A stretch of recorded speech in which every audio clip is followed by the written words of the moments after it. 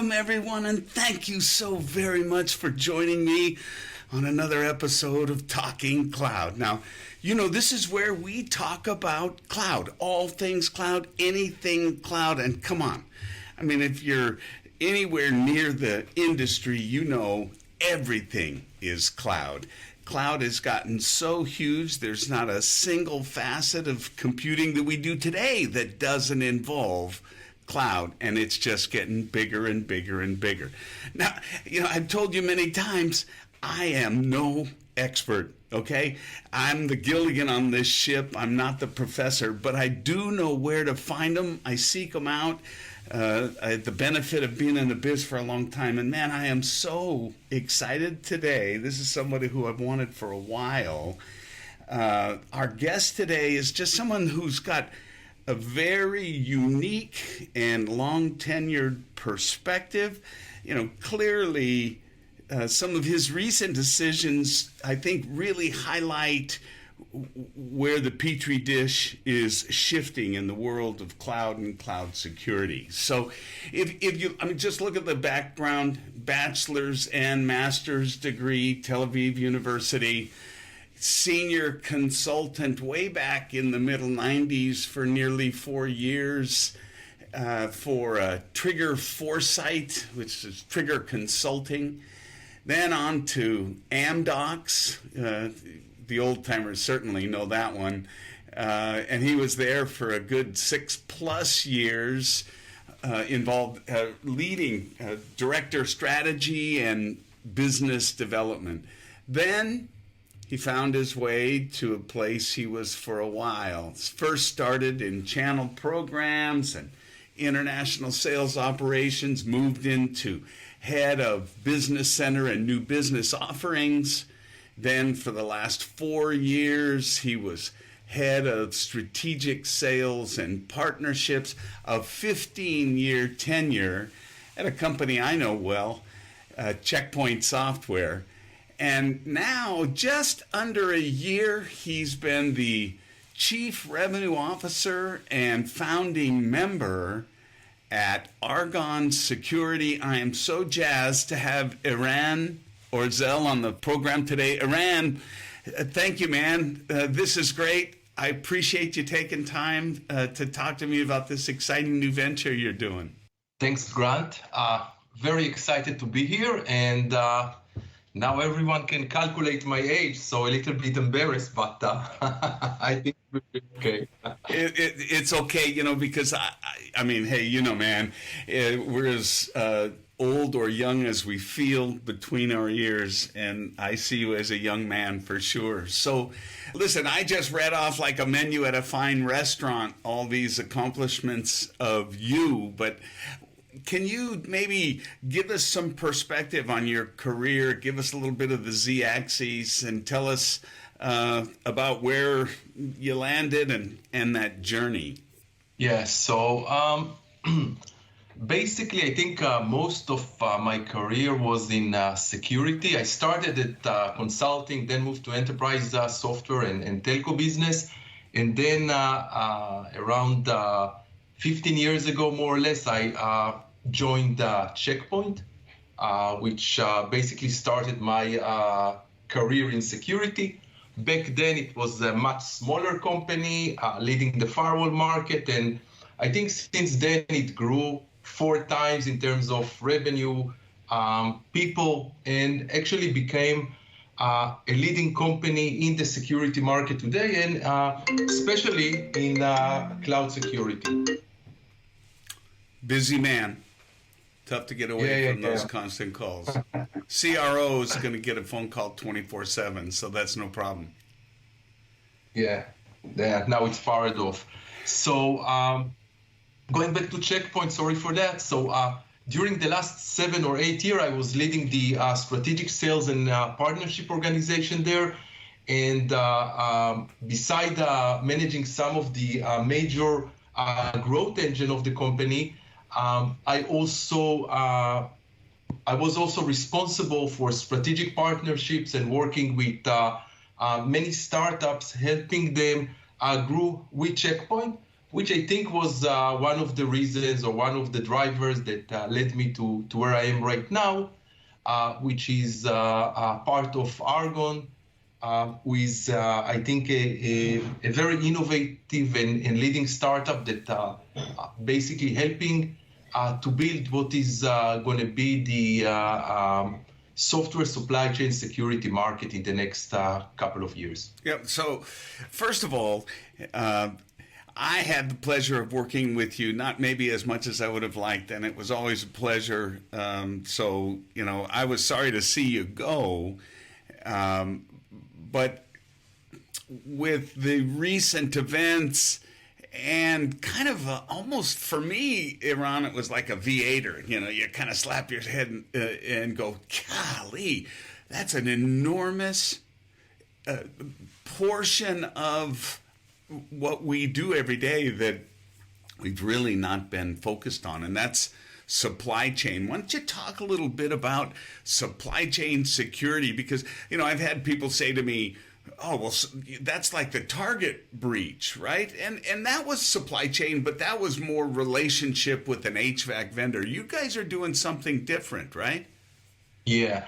So basically, the story actually started in a weird way. I was approached one day by a friend who was managing Hyperwise venture, and he told me that he's thinking to invest in a new startup that going to secure the development environment space, which for me was quite a new area. Companies started to talk about shifting left and trying, from securing the cloud, move a little bit left into the process of where the code is built, to add a little bit more security and move things and try to deal with them earlier. But at that time, there wasn't really any substantial security over there. And when I approached this area, it was basically two guys with a presentation and an idea how to do that. And I started digging and researching on my own. And what I found out is that it was a category on the Gartner hype cycle that was said that securing development environment. But what I found out is that this segment was neglected for a very long time. There is no real security over there. And I say to myself, maybe those guys are onto something, and there's a huge risk here. And to cut a long story short, we, a month after we started, SolarWinds breach was discovered, and the rest of the story. Suddenly, there's a lot of highlights on software supply chain, and everyone is moving to protect that. Yep. So that's the story behind it. And just for the audience to really define what is software supply chain. So it is basically the process that starts when a developer is upload his lines of code or his package or file to the source code management system of the company.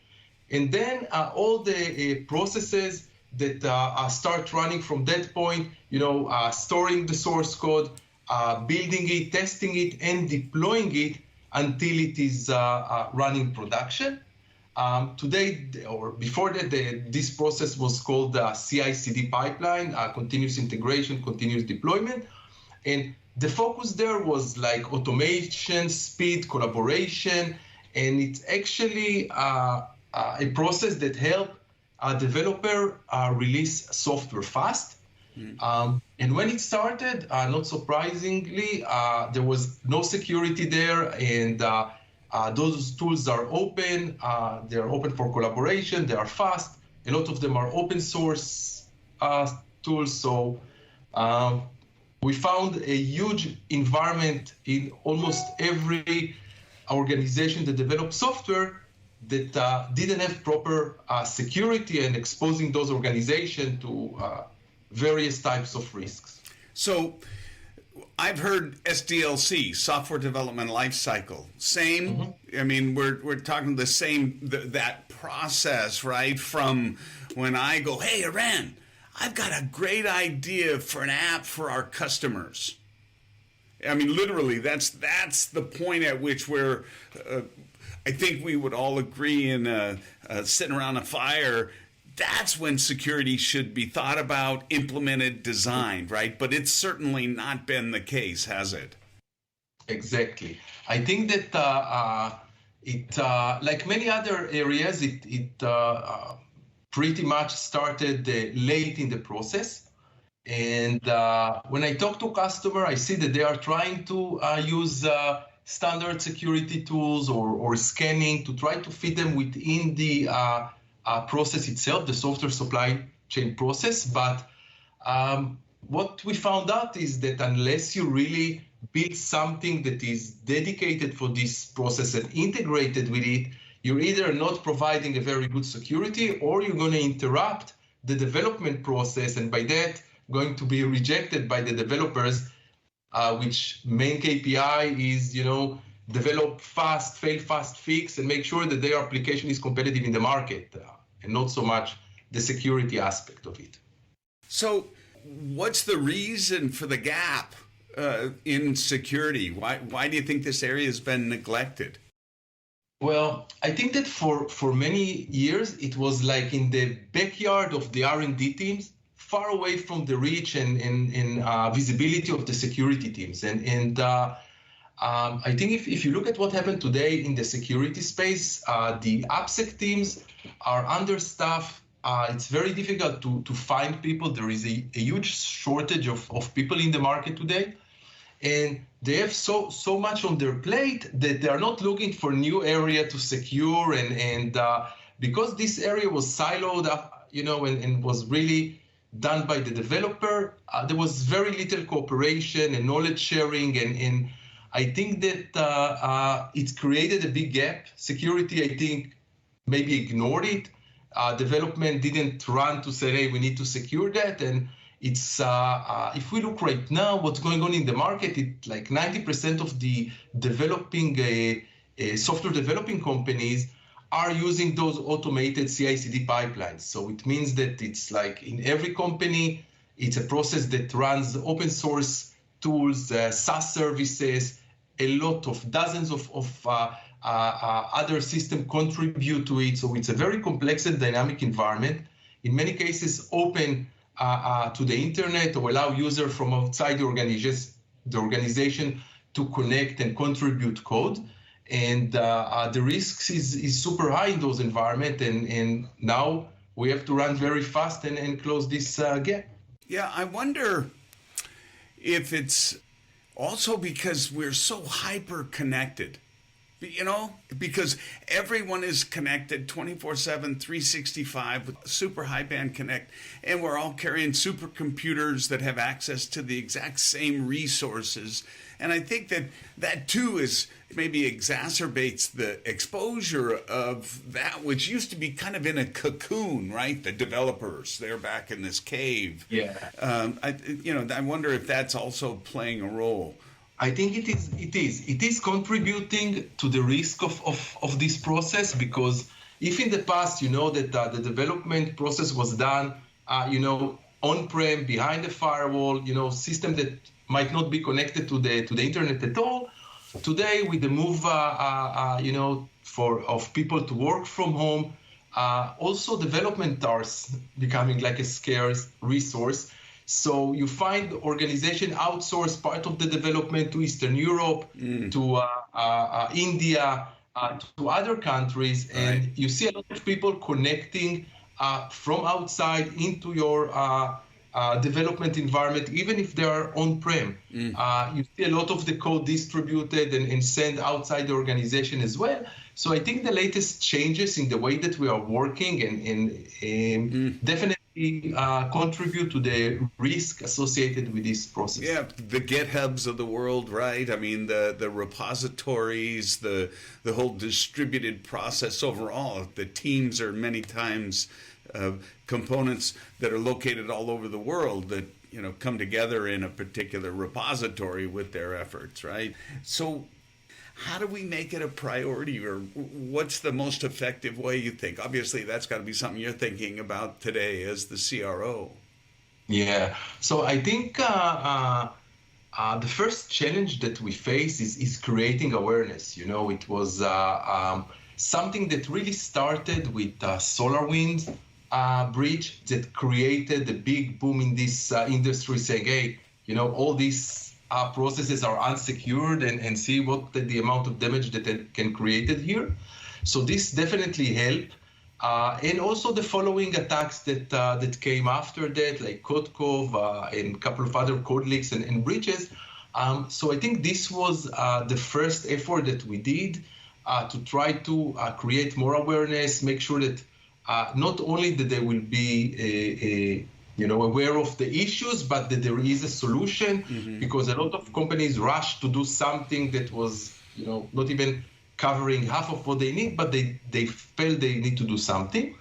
And I think that more than that, now you see that as we are moving to more cloud native application and everyone is moving to the cloud, what's happening is that the software supply chain process is becoming the core process for the application development, because in the cloud you rely on very fast updates and changes to the application and to answer quickly to every customer request.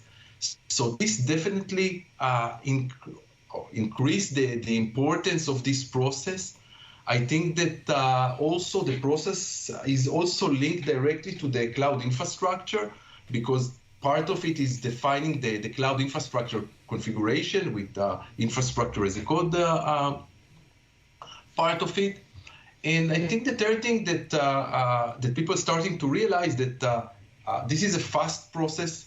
It's almost out of control. It's using system credential as environment variables.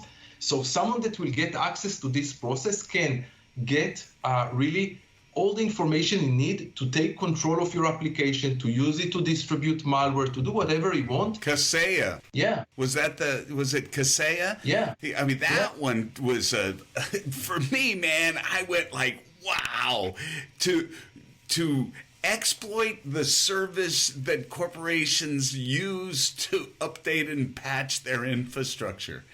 Wow. Yeah. I think this was like the next step of attackers saying, okay, we understood SolarWinds. We knew now that we have a great vehicle to distribute something. Now, looking at Kaseya, they said, why don't I go to the end game and just distribute ransomware and immediately, attack one company, but then implement this malware in dozens or hundreds of their customers. Yep. And I think this is the big risk of software supply chain attacks, because you go after a company that have tens of thousands of customers, and in one, targeted, planned attack, you can distribute your vulnerability, your backdoor, your ransomware or malware to tens of thousands of unsuspecting customers. Yep. That even if they don't have a process to really check every software update that they get and understand if there's an extra line of code here or something suspicious. Yeah. So very risky attack surface that has been created here behind our back. That, for me, would be like my hood ornament, as an example for every call I would make. Hey, do you hear about this? I mean, in today's world, who doesn't subscribe to a service that gets updated, right? It's all of a sudden, it opens up seemingly a whole new plane, if you will, in the landscape of potential methods for attack. Yeah, definitely. I think that I think you nailed it with this sentence. The trust that people have in their application provider today is still very high, and attackers are going to exploit that and take advantage of it and use it to their benefit. Now, Argon mission is to protect those software development or software developing companies, and make sure that we can restore the trust that was lost and protect those companies, so people, their customers, will continue to trust their software updates. And because some of those updates are really necessary, because if there is a discovered vulnerability that expose your browser or your phone or your application to the attackers, you want to patch it immediately and deal with it. Now, if there is no trust in the updates, you're slowing the process dramatically. So the attackers still have the upper end because they exploit the vulnerability itself. They don't need the update. So our mission in life as a company is really to ensure the integrity of each software release and restore this trust so company can continue to release fast updates and improve their customer experience without compromising on security and knowing that there is no risk in those releases that they provide their customers. You know, I'm sitting here and I'm thinking to myself, Eran, this is so significant. Makes me think about how far reaching this is. Well, I think that definitely, I think that today the attackers are after the low-hanging fruits. And if you remember, like I think 2 months ago or something, there was a small attack on the supply chain of Bitcoin marketplace company. And all they did in one of the updates managed to change the address of the electronic wallet. And I heard about that. Yeah, so after this exposure, basically they were able to steal $3 million in Bitcoin within a very short time through this exploit. And I think this is where they will start right now because there are nation states behind it. There's a lot of groups with agenda that want to go after the large corporation and the big money. And because today the upper end is with the attackers, because most of the organizations don't have strong software supply chain security, we still need to worry about that first. And of course, the consumer market will follow closely, but I'm more worried about, we have been talking with companies that provide maintenance software for, power station and nuclear reactors and all those things that need maintenance and stuff. And, taking advantage of such a tool can create enormous damage on a very large scale. And I think this is the scary thing about a software supply chain attack. It's the scale of the damage that can be applied with one attack. So what are you seeing? You talk to a lot of customers, Eran. What's the landscape looking like amongst the folks you're talking with? How's things looking out there? Okay, so I think, as I said before, I think the awareness is starting to be at a good level. When we talk to customers, it looks like as much as 60 to 70% of them plan to invest in software supply chain security in 2022. So this is a good, I think, message. I think it shows us that it was adopted by most of the CISO, most of the security teams. They understand. I think the first thing is that they understand that there is a gap and that they must do something to start closing that.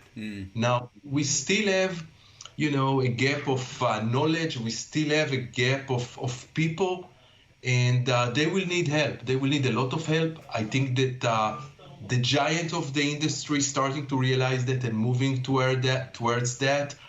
If you look, for example, at Google that support Google Salsa, which is a secure SDLC guidelines, high-level guidelines, and around this project, there's a lot of work being done by the industry, a lot of contribution from various people to make sure that organization will have such a blueprint or a map or high-level guidelines of what they need to do to start creating some enforcement point and better security in this area.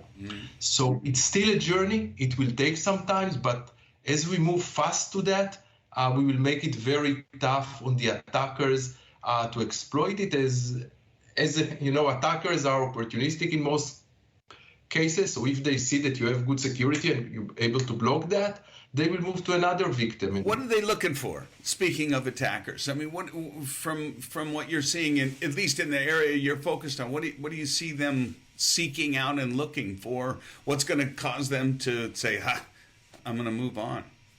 Well, I think that not I'm not like a prophet, so I don't know exactly what's going to happen and what are the reasons behind it. But from what we see in the market today, analyzing the attack vectors, and I think that if I look especially on the new trend of open source package poisoning that now we see like every week almost, we discover another open source package with millions of downloads being taken over, manipulated and injected with some malware.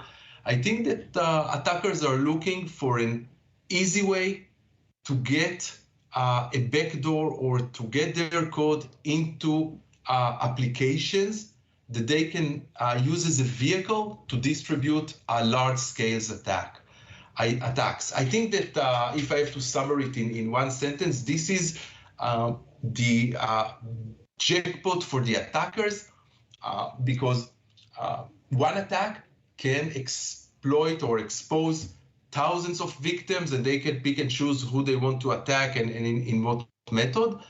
And this is a very dangerous approach. And if you mentioned before the Kesaya case, yep. So combining such a vehicle with an attack, with a malware like ransomware, yep. can really create meaningful damage to the companies using it, to their MSPs, and also at the end to the insurance companies that have to compensate everyone for the loss of day and all the recovery work.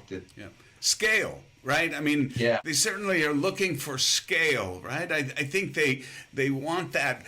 They don't want that one-to-one, but they don't want that one to a few. They want to do the one to massive, right? Yeah. So, everybody has heard about SolarWinds. I mean, what other, in the world of SDLC, in the world of supply chain security, what other areas are there that need to be protected? So I think after many analyses being done on the SolarWinds attack, I think it was obvious that there was a lot of work and effort behind this, and the attackers were very sophisticated and really invested a lot of work. What we see in the other types of attacks is that once, I think it was like a Russian group that connected to the Russian government or something, but they want to use these same types of methodologies and go after lower hanging fruits and easy targets.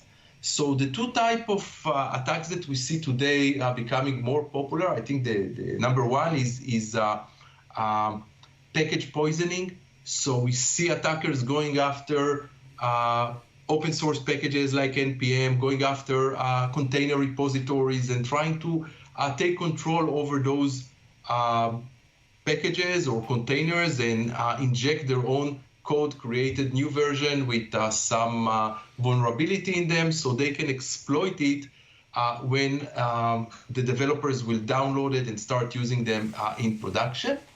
Another type of attacks is going after the pipeline process dependencies. And what we see is that for every software supply chain process that you build, there are dozens of various services that connect to it. Can be your Active Directory that allow access to the various tools, can be ticketing systems, or for example, if you look at CodeCov, test coverage solution. And attackers are now trying to get to those smaller companies with less security and try to use them as a way to get to your core processes, and basically from there get access to your code and exploit it.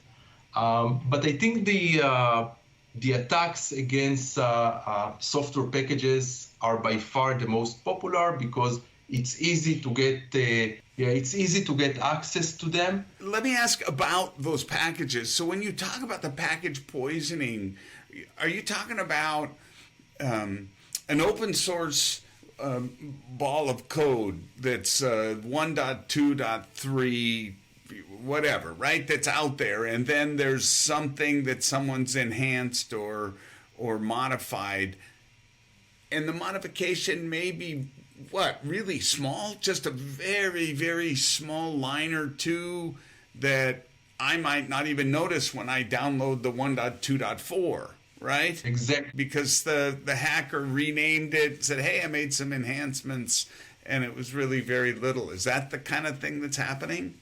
Exactly. What the attackers are doing, they look for popular packages that are being downloaded millions of times on a regular basis. And what they will try to do is create a new version, can be 7.3.0.1. And in this version, they will do minor changes, but will either insert their own code or point to a new dependency that will be pulled later on, or a piece of code that includes some vulnerability. And that way, what they're doing is getting the developer to passively insert their vulnerable code as part of the application that they are building. And some of those packages have millions of downloads every month. And one of the things that we did after talking with several customers and understand that they see that as a major risk for them, we basically created a 0-day gate for those packages. And once you use Argon, we are enable you to identify specific changes that might be associated with such an attack. For example, we will alert if we see that you're pulling a package where the owner has changed. So maybe the attacker took ownership of this package, created a new version, and now it will take time until you may discover this vulnerability that he injected. But in advance, I can tell you, hey, there's a new owner here. Maybe you should wait for a couple of months to see that other people are using this and there are no issues with this package before you start using something new. Or I can limit, the use of every package that doesn't have a good score on GitHub, or that is not running out in the wild for at least 2 months, and I know that some people used it and there's nothing happening. So it sounds like suspicious attributes, right? I mean, suspicious attributes, very similarly to when we see that someone's registered a domain yesterday and it's got some non-English words or something like that, right? That we immediately throw up flags and say maybe that. So it's interesting, there's new suspicious attributes, things to look for. Attributes or behavior. And again, it's not 100%, but it takes time until you find those vulnerabilities. And we want our customer to be a little bit more suspicious now that the attackers are moving or shifting themselves, their attacks left, and trying to go after the process development of development software. And I want them to raise their awareness and say, okay, let's keep the same version that we're doing. Don't go for the new one. I want to check it. Yeah. So let's talk about Argon. You've been there a year. I saw the really exciting news here, maybe just a week or two ago, that so congratulations to now be part of Aqua. Talk about what your approach is, how it's unique, different, and maybe a little bit about the solution and how complex, how easy. So first I want to start with the acquisition, because I think that this is like an assurance for us, at least it was, that we are moving in the right way, because we know that supply chains attacks are rising and it's a big threat, and very much in the cloud native environment, as we talked about, because you see that these processes are super fast and more susceptible to such attacks. Now, because of our unique value proposition, I think it's really created an opportunity for us to connect with a player in the runtime And in the future, it's not going to happen immediately because acquisitions and integration takes a lot of time. We will be able to provide our customers the ability to protect their process really from code all the way through runtime. So add these capabilities. And even today, we have integrations and partnership with various companies in the runtime, in the code time, that we orchestrate their activities and contribute to values to both sides in order to give the customer as much information as possible and give him alerts in advance so he can tackle those issues. Now, and risks. Now, what we did, I think, at Argon, and I think this is what is unique about our strategy, is that basically we build a holistic software supply chain security framework that is being fed from the various attack vectors and analysis of real attacks, from deep understanding of the CI/CD pipeline tools, from combination of best practices, from the DevOps space and from security, and also from working very closely to SDLC security projects like the Google Salsa, like the work being done in the Cloud Native Foundation. And we're trying to funnel everything into a framework that will enable organization to have a real practical set of enforcement points that will alert and block such supply chain attacks. And this is our mission, and this is what we started to do a year ago. Now, there is still a lot of work to be done. We're just, working with dozens of customers, and the market is huge. And I believe that this acquisition will help us broaden our reach. But I think this is the essence of what we're trying to do, enabling customers to get visibility and real discovery of what is going on in this process that until today was like a black hole for them. Mm-hmm. Give them the ability to build their security policy and apply those policies into or policy or best practices or enforcement point as part of the process in a way that is not like intrusive, in a way that work with the process and not delay the release.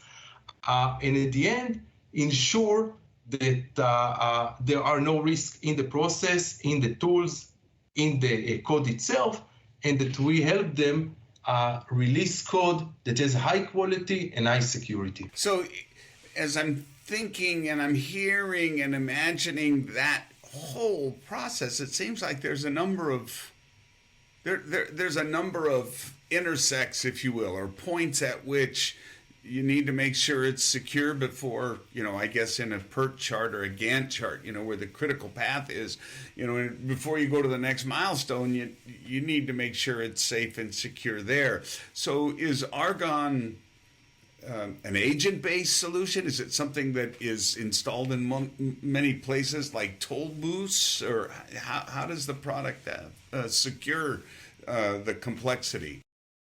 So one of the things that we wanted to do from the start is focus on a holistic security capabilities that will enable to close the process end to end.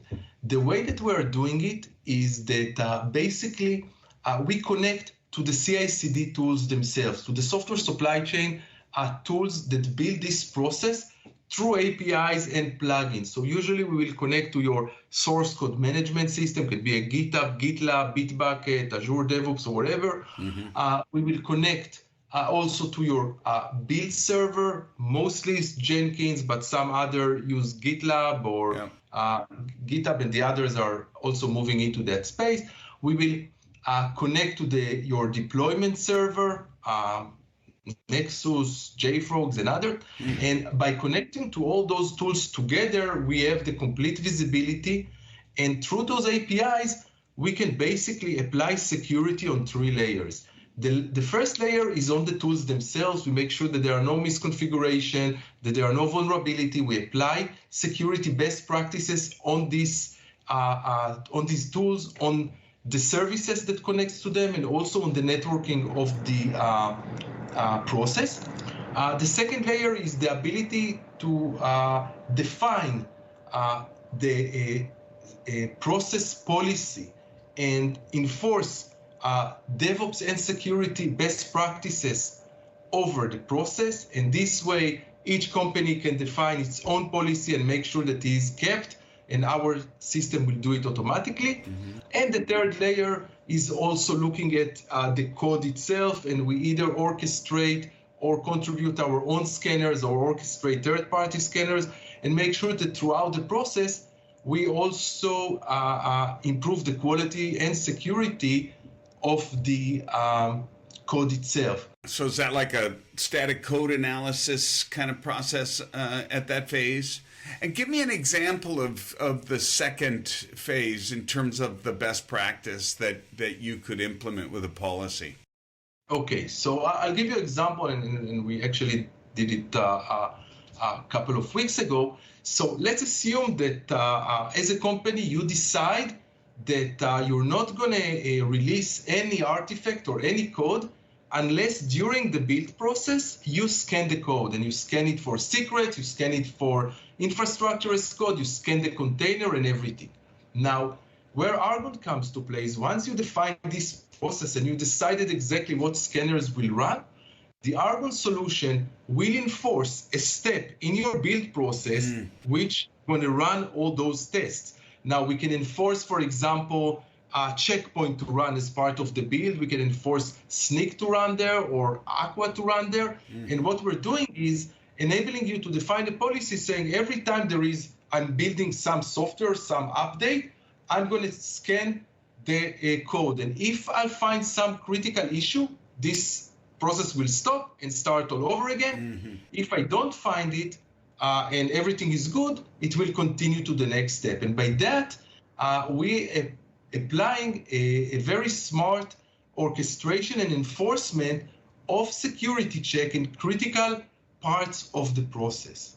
So, you don't need to do it yourself. You know that there is let's say a solution that will run and synchronize all the activities that you wanted over this process. And whenever something is wrong, can stop the process, can alert you on that, and you can take actions. And it sounds like if I'm on the other side of that milestone,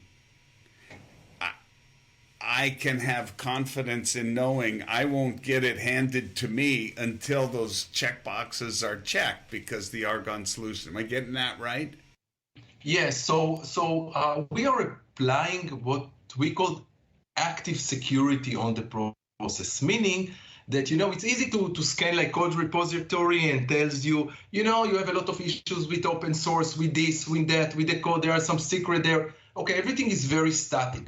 What we are doing is basically running our security as part of the software supply chain process in the build, in the deployment, even when developers upload packages or code into the pipeline, we check that.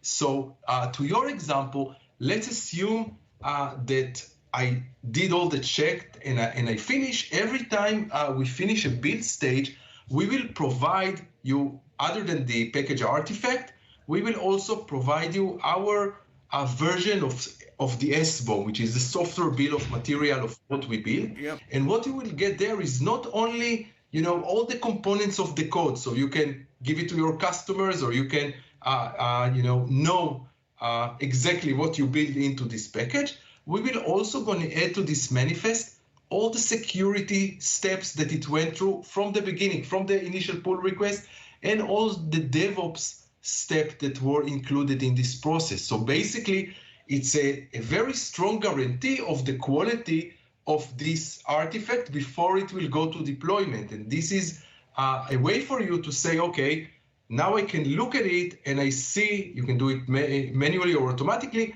that this specific package was reviewed by 2 reviewers. It went through all the security checks that I wanted, and I know exactly what is building that, and I can pass it to the deployment server, or you can check and say, you know what, the guy that pushed it, I don't know, it wasn't done with two-factor authentication. So, okay, I want to stop and understand why it happened. So our goal is really to give you strong assurance in your software release so your customers can deploy it without worrying and thinking if they need to do something else.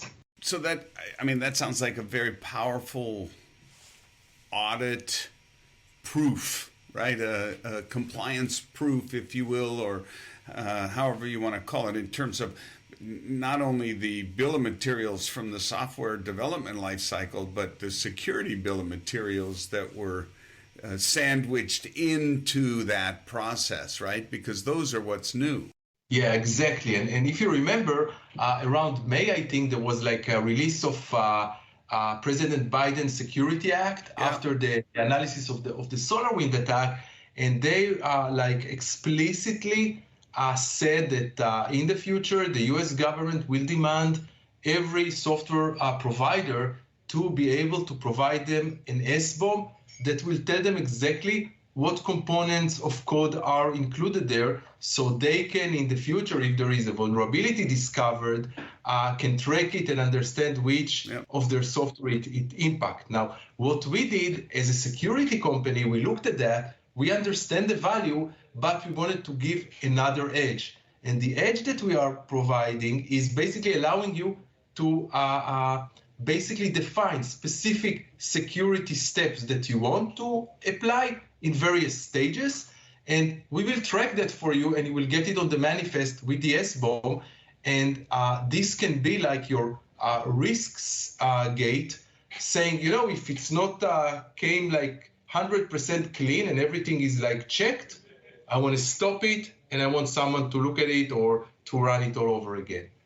So I think this is going to be the future. This is an enormous market, it seems, that has been overlooked for a long time, and you guys certainly are addressing what seems to be desperately needed space to be targeted, for sure. Yeah, we think the same here. So. Look, out of respect for time, I know we're at the top of the hour, and so I want to give you your time back. But I want to thank you very much, because this has been very enlightening for me, interesting, and I think also great for the listeners to hear kind of a new phase in the world of security that really is pretty hot right now. There's lots of new companies going after that space, Argon being one of them. So, Eran, thank you very much for being here. Thank you very much, Grant. It was a pleasure. I listened to the podcast, and I was looking for the opportunity to, join you and, enlighten the audience about what we're doing and how we can actually help them secure their software development. Yeah, that's awesome. Well, I appreciate it a bunch. We'll definitely have you back again, Eran. Thank you. And ladies and gentlemen, thank you all very, very much for joining us. Another one in the books. This was really interesting. Argon is on to something. I know there's lots of focus in this area, as there should be. And as I've said before, the thing that's so exciting about this industry is no matter when you get in, you're getting in at the beginning of something. And so, ladies and gentlemen, thank you very much for joining us. We really appreciate it. If you like what you're hearing, share it, tell your friends, subscribe, and come back. We'll have you on the next episode of Talking Cloud. Thanks so very much.